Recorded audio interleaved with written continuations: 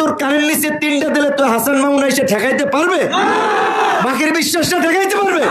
বাকির বিশ্বাসই তো এখন দরজা কপাট বন্ধ করে গলা চিপা যায় উঠছে।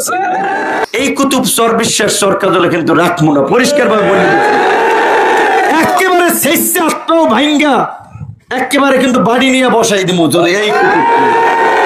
এই রকমের কুতুব রাখবো না যে গণ অধিকার পরিষদের নেতা কর্মীদের দিকে চোখ তুলে তাকাবে এবং তাদেরকে হুমকি দেবে। বলে দিলাম, তারা রাতের অন্ধকারে রামদাউনিয়া গণ অধিকার অফিস কোপাইতে যায়, আবার 2-1 জায়গায় লোকজনকে হুমকি দিয়েছে নাকি ক্লোজারে আমাদের মামু সেলিম শিকদার যে দোকান খুলবেন না।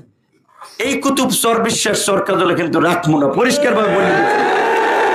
একেবারে শেষে আত্মাও ভাঙ্গা একেবারে কিন্তু বাড়ি নিয়ে বসাই দিব যদি এই কুতুব। এই রকমের কুতুব রাখবো না যে গণ অধিকার পরিষদের নেতা কর্মীদের দিকে চোখ তুলে তাকাবে এবং তাদেরকে হুমকি দেবে। বলে দিলাম,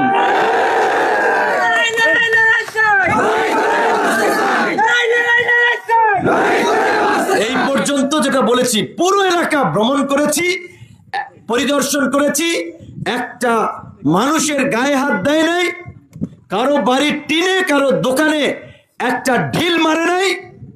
মেসেজ হচ্ছে এইটা যে তোমরা ভালো হইয়া যাও। যেটা করছো বাড়াবাড়ি, এর পরিণতি এরপরে এই পর্যন্ত মাপ করছি, এইটুকু আজকে পর্যন্ত মাপ।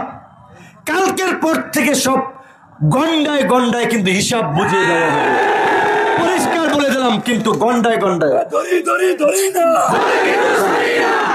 সারা বাংলাদেশে না পারি, সারা বাংলাদেশের কথা বাদ দিলাম, নিজের এলাকায় যখন অস্তিত্বের প্রশ্ন হয়ে দাঁড়ায় তখন কিন্তু কাউকে ছাড় দিব না, ক্ষমা করবো না, বারবার ক্ষমা করবো না। শোনেন, এখন আমি কথা বলতে চাই না। তারপরে এখানে এই যে মফিস, এই পোলাটায় নাকি ওর বাপের নাম কি, আর ওর দাঁড়ান, আর বাপের নাম কি, আর অবস্থান নাকি, আমার ওরা আমাদের মামা বাইরে আসছে কথা বলতে, এই পোলা সিঙ্গুর মাছের মতো লাফায় চোটপাট করে। একটা ছেলে দেখবেন ওই যে তারাকাজি বাড়ি কি জিনিস জুয়েল নাকি, ঢাকায় আমার বাসায় কয়েকবার যাইয়া থাকছে, খাইছে, ভাড়াও দিয়ে দিছি, দেশে আসছে। সে ছাত্র দলের বিশাল নেতা। আচ্ছা, ইউনিয়নের নেতা। আরে বাড়া, তুই ইউনিয়নের নেতা উপজেলা হইয়া কতদূর যাবি, কি করবি তোরা? এই যে অবুজের মতো এই কাজগুলো করতেছ। এখন তোর কানের নিচে 3টা দিলে তো হাসান মামুন এসে ঠেকাইতে পারবে? বাকির বিশ্বাসটা ঠেকাইতে পারবে? বাকির বিশ্বাসই তো এখন দরজা কপাট বন্ধ করে গলা চিপা যায় উঠছে।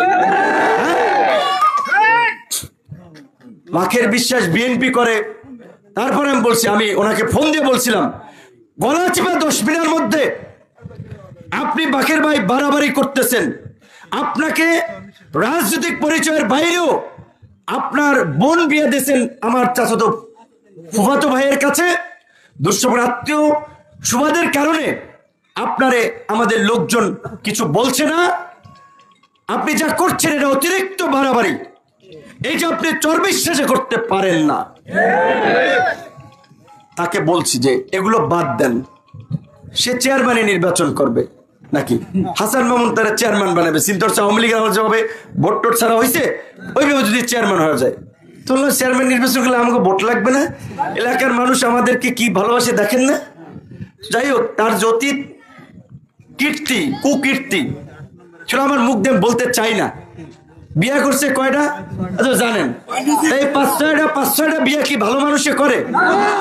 কয় বাড়ির মাইয়া নিয়ে কোথায় ধরা পড়ছে এগুলো আপনারা জানেন না?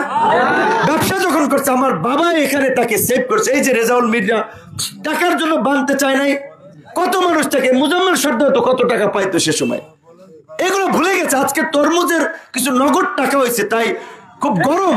হাসান মামুনের জন্য গরু কেটে খাওয়ায়, ডলার রিজার্ভ করে নিয়ে যায়। বাবা করেন, সমস্যা নেই তো। আপনি একটা দল করেন, আপনার রাজনীতি আপনি করেন, আপনাকে তো কেউ বাধা দেয় নাই।